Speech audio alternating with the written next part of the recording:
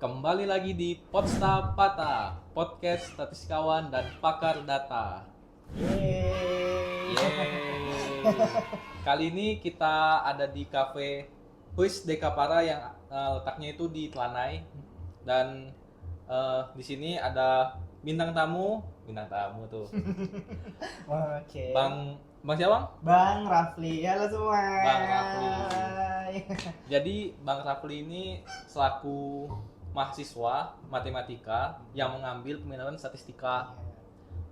Selain jadi mahasiswa, beliau ini sebenarnya juga konten kreator. Oh, jadi malu.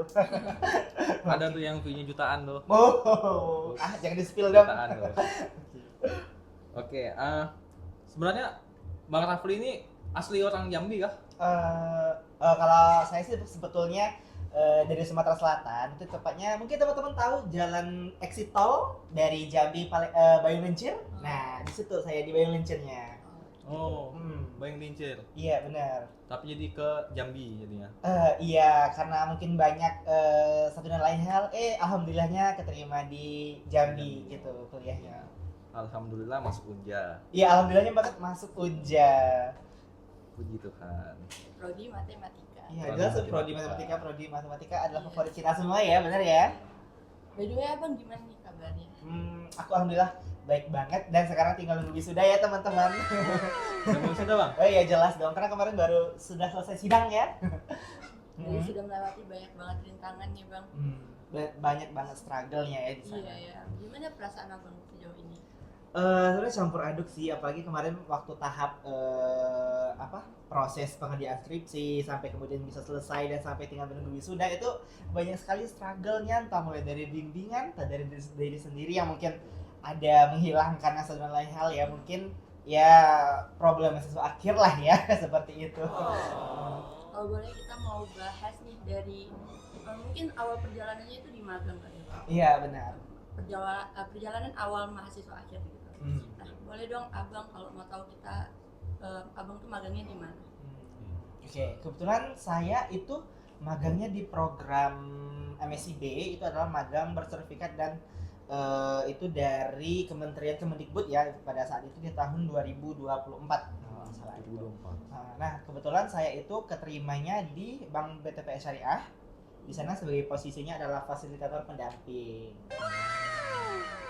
Kalau boleh tahu nih bang, peran abang di sana kira-kira sebagai fasilitator pendamping tadi, apakah abang tuh ada menggunakan statistika ketika magang atau kayak gimana? Sebenarnya kalau untuk penggunaan secara ilmu statistika di sana tuh lebihnya itu adalah lebih ke matematika ya, maksudnya adalah lebih ke pemikirannya yang matematis kayak gitu kan. Bagaimana alur daripada magang itu, di sana kita kan menjelaskan yang namanya kan kalau sebagai fasilitator itu kami memberikan pemaparan materi tuh, kayak misalnya nih ada salah satunya kan di Bank BTPN Syariah tuh ada punya nasabah gitu kan, nasabah yang punya pinjaman. Nah, jadi nasabah itu kami sebagai fasilitator itu melakukan yang namanya pendampingan. Jadi di pendampingan itu ada semacam materi yang udah disiapin nih sama si Bank BTPN Syariah untuk kami sampaikan ke si nasabah. Nah, nanti setelah misalkan nasabahnya sudah selesai pada tahap akhir pertemuan, misalnya nih kita akan mengevaluasi. Misal kalau ada suatu warung, itu kan warung yang belum ada banner. Nah, mungkin bisa kita bantu untuk pembuatan bannernya kayak gitu. Misalkan yang belum ada logo, kita bantu buat logo usahanya gitu. Oke, kalau tantangannya sendiri bang, waktu selesai udah magang nih, kan ada laporan magangnya tuh bang. Nah, ada nggak tantangan yang menurut abang tuh ini tuh semua orang harus tahu? Sebenarnya kalau untuk laporan magang sendiri, saya itu lebih ke laporan kegiatan ya. Jadi kayak nggak seperti yang gimana ya bilangnya, nggak di sana nggak olah data, di sana nggak yang lain sebagainya, cuman dia sekedar laporan kegiatan. Jadi semua kegiatan itu yang ada kita lakukan selama magang itu dimasukkan ke sana. Ada yang berupa logbook, di sana kan ada juga berupa laporan-laporan dan yang tersusun dalam bab 1, bab 2 dan seterusnya seperti itu. Cuma situ aja sih kalau misalnya untuk laporannya. Oke, menurut abang itu standarnya lumayan sibuk nggak waktu magang itu? Sibuk banget sih sebenarnya, lebih ke kayak kita tuh benar-benar terjun kerja, literally kerja kayak gitu ya. kerja banget kita kebetulan kan saya tuh jatuhnya bener-bener kayak mereka yang kerja di sana. Jadi kita tuh datang ke apa ya, kalau misalkan diibaratkan tuh karena kan saya di kecamatan ya, kan tempat pusat kantor itu di kecamatan. Jadi saya tuh masuk ke desa-desa kayak itu, turun ke desa-desa. Ya mungkin teman-teman ada yang belum pernah atau sudah pernah gitu ke desa-desa, ya tau lah ya, mungkin kalau ke desa itu ada yang jalan aksesnya mungkin bagus, Ya, ada yang aksesnya mungkin kurang kurang bagus, ada yang mungkin sinyalnya bagus, ada yang mungkin tidak. Nah, kayak Benar. gitu. Itu sih mungkin yang jadi kendala juga kali ya saat selama magang kayak gitu. Kalau misalnya ini bang, waktu magang tuh ada ini kan, apa namanya tuh bang kalau magang, pembimbing magang. Iya benar, ada pembimbing magang. Nah itu abang dibimbingnya tuh gimana tuh? Bimbingan dari pembimbing magang di BT apa? Ya BTPN Syariah. BTPN Ya. Syariah. Oke, sebenarnya kalau dalam magang sendiri itu kan jatuhnya ada 3 ya kami pembimbing. Yang pertama itu ada dosen pembimbing lapangan, ada mentor kalau di BTPN Syariah, sama ada dosen pembimbing satu lagi di atas mentor itu juga dosen pembimbing kegiatan MKM-nya gitu. Jadi kan ada dosen yang pembimbing dari prodi kita, dari prodi kami, ada dosen mentor, ada juga dosen apa ya namanya itu, ada dosen lapangan kalau nggak salah ya. Dosen lapangan. Itu. Itu ada 3 dosennya. Dan untuk bimbingannya sih sistemnya kita semuanya serba online ya, karena memang lokasi kita juga itu kan jauh ya, ada yang di pelosok-pelosok gitu, jadi kita nggak memungkinkan kalau misalnya mau bertemu secara Langsung. real life gitu kan, secara langsung. Jadi kita menggunakan media sosial atau juga secara online itu, berkirim file, nanti kemudian tinggal kita kerjakan kayak gitu. Kalau menurut abang pribadi tuh kan online tadi tuh, itu menurut abang menjadi susah apa malah memudahkan? Kalau untuk posisi saya ya, sebenarnya kalau berdasarkan posisi saya sih itu sangat-sangat jelas memudahkan, karena kita nggak perlu pergi jauh-jauh lagi. Kayak misalkan saya kalau misalkan mau bimbingan itu kan saya punya 3 dosen ya, yang satu di Jakarta, yang satu di Jambi, dan yang satu lagi di Palembang. Itu kan akan memakan banyak sekali biaya kalau misalkan dia harus offline. Cuman sekarang karena kita bisa serba online, misalnya Zoom meeting, WhatsApp dan sebagainya, jadi kita bisa gitu secara online bisa lebih mudah gitu. Oke, abang udah selesai magang. Nah, kira-kira waktu abang magang ini kan itu berarti dari kuliah ya bang. Ada nggak culture shocknya atau yang membedakan gitu dari kuliah biasa sampai ke terjun dunia kerja? Oh iya, jelas Simulasi. culture shocknya ya. Iya. Sebenarnya kita sebagai mahasiswa yang biasanya datang, kalau saya juga kebetulan ikut organisasi, jadi datang rapat, tiba-tiba kuliah, pulang, itu kan jadi agak gimana ketika kita magang, yang biasanya ya kerja ringan kali ya, terus tiba-tiba satset kesini, tiba-tiba 10 km dari berjalan 10 km dari tempat kerja itu ke Nasabah gitu, dengan rintangan jalannya seperti itu, kemudian kondisi sinyal seperti itu, dan juga di sana ada penggunaan bahan bakar dan mungkin resiko juga, karena kan memang kita ada kayak masuk ke daerah yang agak cukup jauh dari keramaian juga, itu kan mungkin menjadi resiko juga kayak gitu sebagai peserta magang, dan itu yang membedakannya jelas gitu ya, berbeda sama kuliah biasa kayak gitu. Kalau setelah magang nih bang, kan abang tadi laporan kegiatan yang kurang ada olah data. Iya benar. Nah kalau di pas skripsinya nih bang, di tahap lanjutannya kira-kira abang ada ngolah data atau gimana? Ya kalau di skripsi sih jelas ya, kita sebagai mahasiswa matematika itu ada, kalau saya sendiri kebetulan kepemilikan statistik ya, jadi ada pengolahan data gitu. Kebetulan saya ngebahasnya itu mengenai inflasi, jadi faktor-faktornya gitu, apa yang mempengaruhi inflasi gitu, jadi saya bahas di skripsi saya. Gitu ya bang. Kalau boleh tahu abang mengolah datanya menggunakan apa nih? Untuk software yang saya gunakan selama skripsi ya, itu kalau selama skripsi saya menggunakan ada namanya Evis ya, mungkin kalau teman-teman tahu, ada Excel, itu udah basic banget gitu kan. Ada Excel, kemudian Microsoft Word ya untuk mengetik laporan, kemudian ada satu lagi itu Minitab, nah seperti itu. Itu memang software basic dari statistik sih. Oke, kalau boleh tahu abang mendapatkan judul itu tuh inspirasinya kayak gimana sih bang? Apakah ada yang men-trigger atau gimana? Sebenarnya kalau untuk mendapatkan judul inflasi ini gitu kan, karena kan memang inflasi ini ya mungkin teman-teman menyadari ya bahwasanya saat ini semua harga barang dan jasa itu terus naik seperti itu ya, dan memang itu yang menjadi salah satu alasan kenapa saya mau meneliti si inflasi. Apalagi Gitu. rupiah sekarang ini ya, ke Mungkin dolar. iya benar. $1 17.300. 17.000. Wah, mahal Itu banget. kalau gitu high inflasi rendah atau gimana tuh Bang hitungannya? Waduh itu sepertinya perlu penanganan. Kita nggak bisa kita nggak menginterupsi ya, nggak menginterupsi Iya, bukan lembaga-lembaga manapun gitu kan. Cuman berdasarkan ilmu. iya, cuma Nah. berdasarkan ini aja kita membahasnya kayak gitu ya. Jelas kan kita perlu pengendalian lagi ya, karena kan memang banyak faktor-faktor yang mempengaruhi si inflasi itu sendiri gitu. Berarti kategorinya tuh apa tadi Bang? Kategorinya. Kategori- Kalau sekarang nih. Kalau untuk saat ini saya belum update sih ya berapa persen inflasi bulan ini, karena kita kan berkaitan sama saat ini kan ya. Karena kebetulan data penelitian saya itu datanya itu Pak dari 2021 itu dari 2021 Januari sampai 2025 November gitu. Jadi untuk saat ini memang saya nggak update sih, belum update untuk data inflasinya. Gitu. Oke, kalau dari skripsi tadi apa tantangannya nih Bang?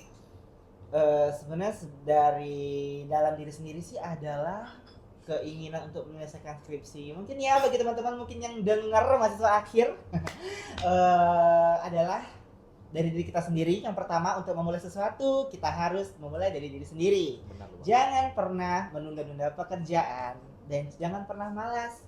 Mungkin teman-teman yang punya circle silakan bersama teman-temannya, bersama circle-nya mengerjakan skripsi.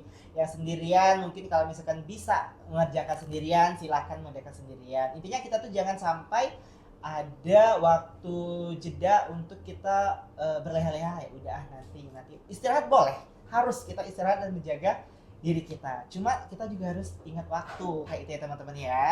Berarti intinya tuh mulai dari sendiri, jangan malas-malasan. Iya benar. Kerjain aja dulu. Kerjain aja dulu. Benar. Buat kakak-kakak di sana ini jangan dari yang udah mau wisuda nih. Iya benar. Bulan berapa Bang? Bulan insya Allah bulan 5 ini. Oh, insya Allah bulan 5. Semoga lancar. Semoga lancar. semuanya. Amin. Nah, itu kan jadi kendala waktu dari ini ya internal ya dari diri abang sendiri. Kalau Iya, misalnya dari eksternalnya itu kira-kira apa aja sih bang yang bisa menjadi penghambat kita? Karena kebetulan saya mengolah data ya teman-teman, jadi saya tuh di statistik itu ada kendalanya mungkin pada, kalau teman-teman statistik tahu ya, di sini ada beberapa uji yang mungkin asumsi yang belum terpenuhi, kemudian saya mengatasinya dengan berbagai cara secara statistik kayak gitu. Itu kendala-kendalanya. Mungkin juga secara teknis pengolahan data yang lainnya itu, kalau saya sih kemarin sempat ada, ini kan berbicara masalah skripsi saya ya, jadi serta ada masalah mengenai transformasi data aja kayak gitu. Data itu kok kenapa ya kalau misalnya di transformasi dengan metode, kalau saya kemarin menggunakan metode Boxcox ya namanya, mungkin anak statistik tahu ya metode Boxcox, ternyata ada salah satu data yang nggak bisa pakai metode itu, jadi makanya saya cari metode lainnya yang bisa mentransformasikan si data untuk tipe data yang itu kayak gitu. Kalau dari pengambilan datanya ada masalah nggak? Kebetulan jadi sebenarnya data pada skripsi aku ini adalah data dari riset sebelumnya. Jadi kami itu ada namanya tuh kemarin kan kebetulan saya tuh di Bank Indonesia ada riset namanya tuh Sumatranomics ya. Nah, jadi data dari riset itulah yang saya pakai lagi untuk kemudian diolah di skripsi. Itu sih sebenarnya, kalau masalah tuh nggak ada sih, masalah data itu nggak ada kalau selama pengolahan. Cuma salah ngambil metode aja tuh Bang. Iya, mungkin kesulitannya di sana aja sih, di metode pengerjaan. Oke, kalau dari hubungannya dengan magang tadi, ada kira-kira sesuatu yang membantunya kah atau gimana bang? Maksudnya gimana? Dari pengalaman abang di magang atau misalnya data-data yang di magang, kira-kira untuk skripsi itu apakah ada yang berhubungan atau gimana? Ada impact-nya juga nggak di sana kayak gitu. Sebenarnya overall skripsi aku tuh beda banget sama si magang. Jadi ya bisa dikatakan mungkin nggak ada hubungannya ya gitu. Cuman sama-sama kita di sana menggunakan pola pikir yang matematis juga, kemudian juga mengerjakannya secara detail dan juga rinci seperti itu. Sama-sama kesamaannya tuh di sana sih. Oke. Nah, kalau untuk skripsinya tadi kan banyak banget skripsi tuh yang cuma pertama asal lulus Hmm. ambil judul tuh tidak begitu memikirkan apa ya, impactnya, pokoknya yang penting ada gitu.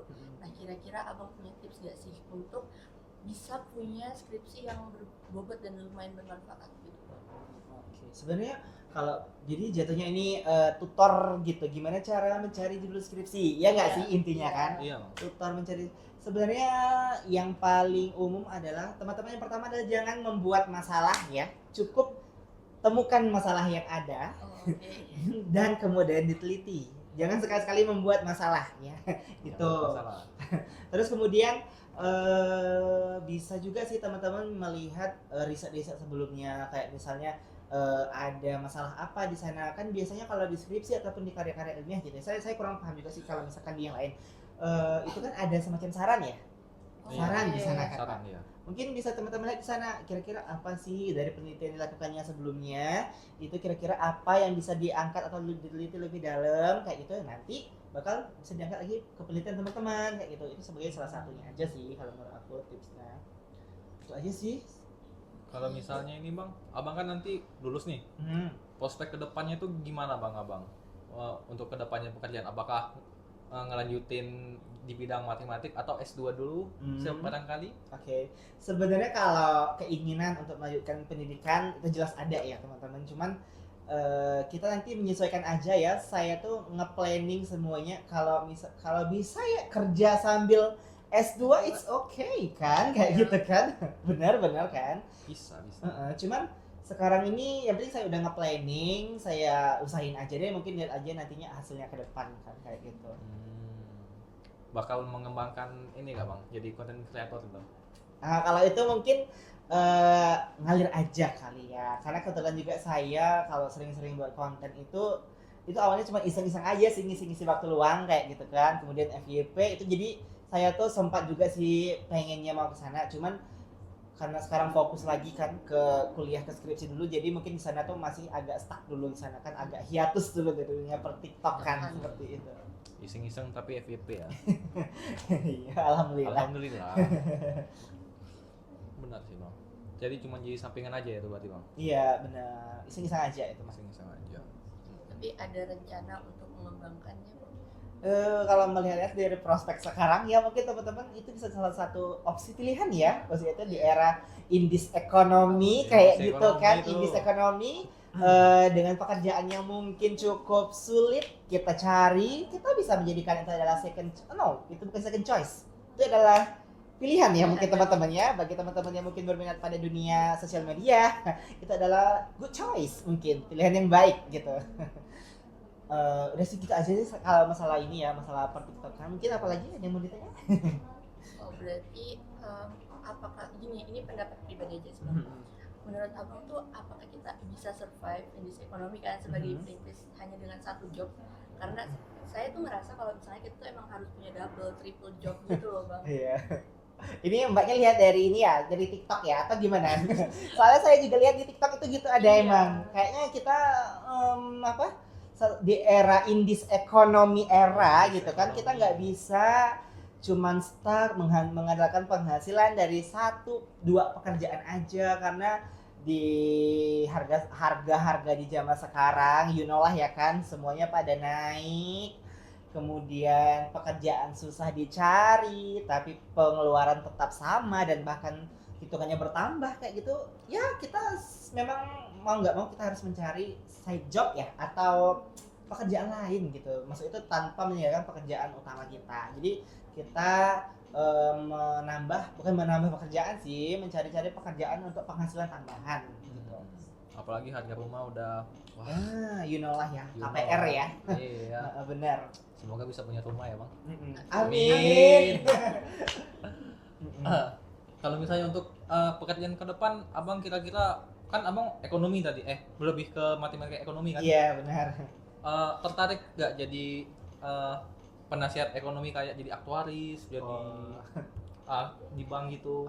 Sebenarnya saya ada ketertarikan sih teman-teman di dunia perbankan mungkin, tapi saya merasa memang harus melanjutkan studi lagi karena ya memerlukan pendalaman yang lebih, karena kan sebelumnya saya di matematika ini kan fokusnya sudah statistik nih, jadi saya merasa perlu lebih mendalami lagi mengenai dunia matematika keuangan ya namanya Iya, ya kalau matematika kita ya. keuangan.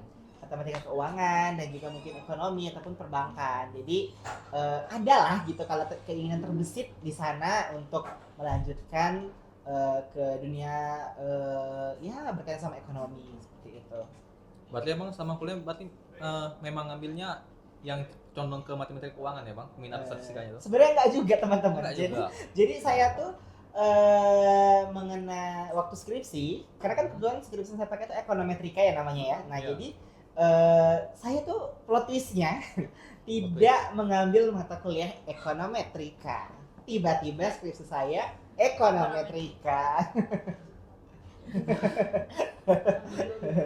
Cuman ya nggak apa-apa, itu kan menjadi challenge ya bagi kita teman-teman supaya kita bisa berprogres gitu. Kita mungkin nggak pernah belajar ini, kita bisa pelajari sendiri gitu kan dengan cara mengerjakan skripsi ataupun riset seperti itu.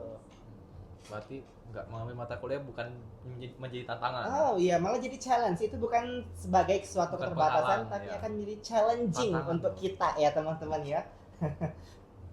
Hebat abang ini. Ya, itu kita harus berani mengambil resiko dong ya kan? Iya. Benar kan? High risk, high apa? High return. risk, iya benar, high risk, High risk, return. high return. Benar. Wah, iya. Saham banget. Saham banget tuh. Ngomong-ngomong saham bang, Waduh, kayaknya kita tertarik tuh. abang tertarik gak ke dunia perkriptoan gitu? Kalau saya itu untuk saat ini ya, karena memang saya belajarnya mengenai dunia persahaman kayak gitu. Tapi jangan teman-teman bilang saya nanti teman-teman mikir karena saya bilang tertarik sama saham, saya adalah seorang pro di dunia saham, maksud itu adalah yang profesional gitu. Enggak ya, di sini saya juga masih proses belajar. Masih awam juga. Iya, benar. Entah ternyata nah, plot twist ya teman-teman. Apa Di dunia tuh, Bang? saham itu, mungkin teman-teman sudah ada yang tahu dunia saham kan kalau saya itu kan kita bisa ya melihat semacam peramalan gimana sih saham itu ke depannya kayak gitu. Pakai ilmu statistik tuh. Iya benar, ada ilmu statistik di sana teman-teman. Benar, Kalau saya lihat tuh ada Arima di sana, ada stokastik di sana, Stokastik. ada apa lagi ya namanya, ada Fazi di sana. Fazi. Benar, jadi kita tuh bisa melihat yang namanya bagaimana nanti ramalannya gitu kan. Itu kan secara analisis analisis Dari waktu. iya dari waktunya. Cuman kalau di bahasa sahamnya itu kan ada analisis fundamental sama teknikal ya kalau nggak salah ya. Nah di sana kita berperannya di sana sih, ternyata ada loh yang aku pelajarin selama ini tuh terpakai gitu di dunia kerja atau mungkin di real life gitu. Kita bisa melihat itu bagaimana kedepannya nanti gitu saham ini harganya. Dan ternyata itu bisa menjadi dasar juga lah untuk pengambilan keputusan bagaimana kalau kita membeli hari ini. Apakah kedepannya nanti bakal naik atau bakal turun seperti itu. Itu menggunakan statistik ya teman-teman. Keren ya statistik. Keren banget. Karena dasarnya kan statistik itu ilmu yang mempelajari pola untuk mengetahui hal kedepannya kan. Iya benar. Benar sih. Sangat powerful Iya, banget. powerful statistik banget. ini. Lumayan lah. Saya sempat tuh Mas beli saham tuh kan. Us. Dari harga IPO itu waktu dia baru di offering kan ke kita ke konsumen ya namanya atau apa saya lupa. Itu saya beli harganya berapa ya? Belasan ribu kalau nggak salah. Di saham RLCO saya lupa berapa. Apa 520 berapa lot saya lupa. Itu nggak sampai kalau nggak salah 50.000. Itu saya 2 bulan 3 bulan deh itu dapatnya 800.000. Dari apa tuh? Dari di bawah 50.000 saya lupa tepatnya berapa kayak gitu kan.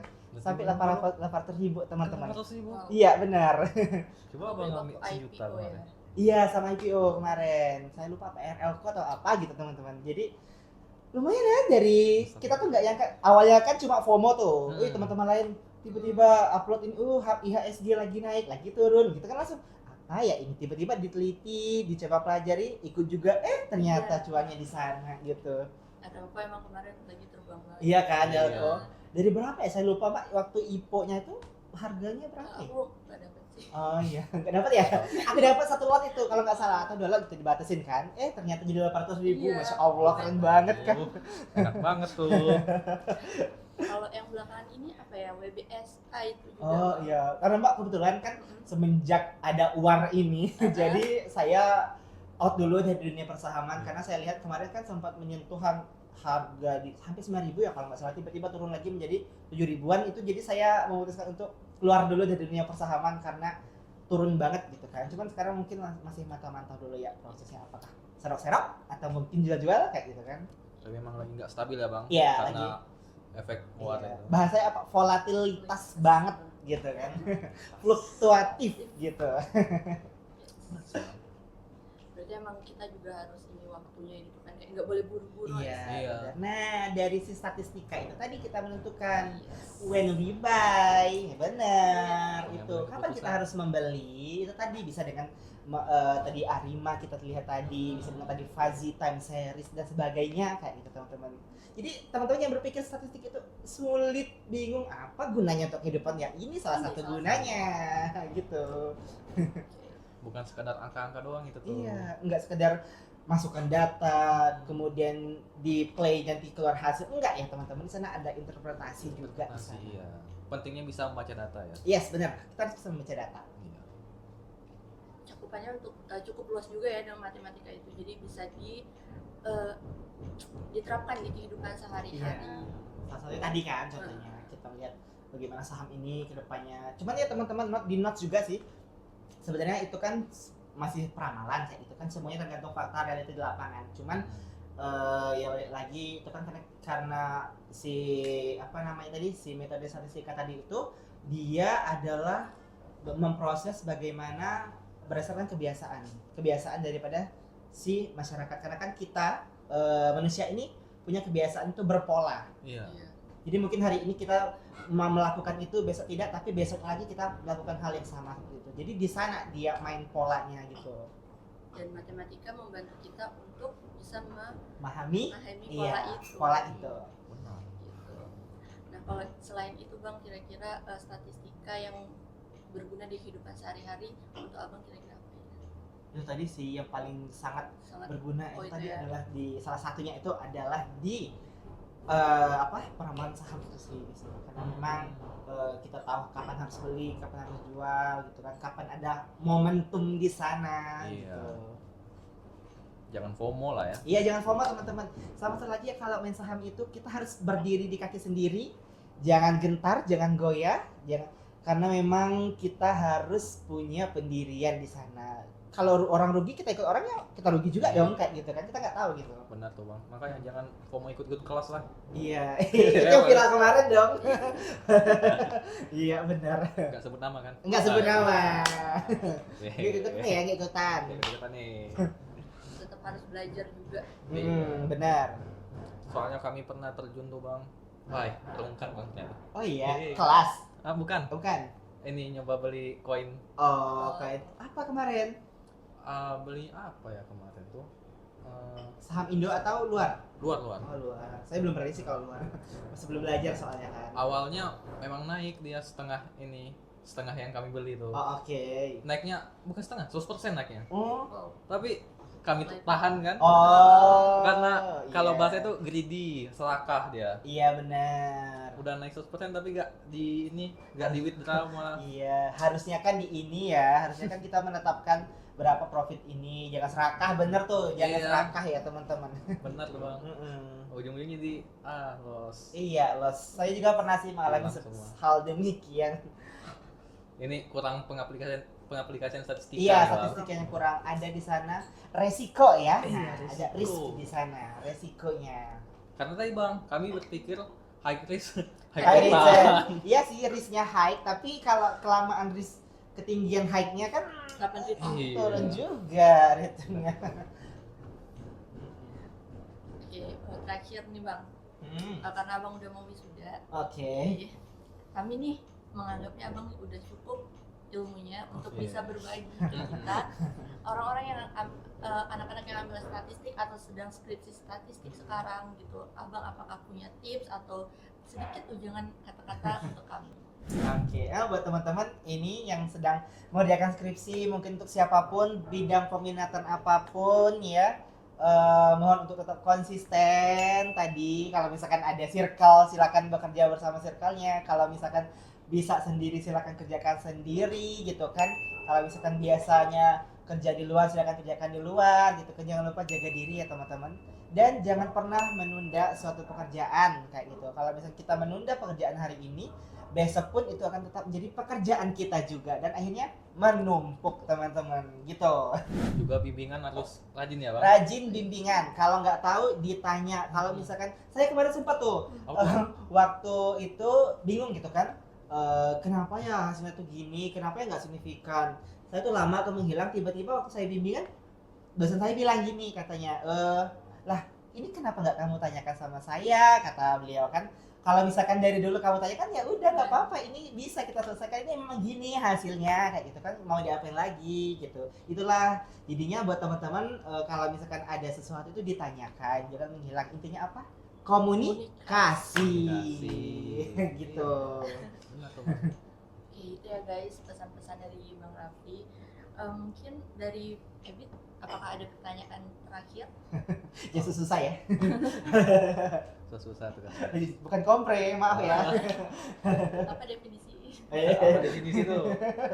Enggak bang. Berarti memang ini ya bang, jangan takut bimbingan, jangan takut dicoret hasil skripsinya. Iya benar. Kalau misalnya menurut abang tuh kenapa mereka ini takut bimbingan bang? Orang kayak bisa sampai bertahun-tahun kan?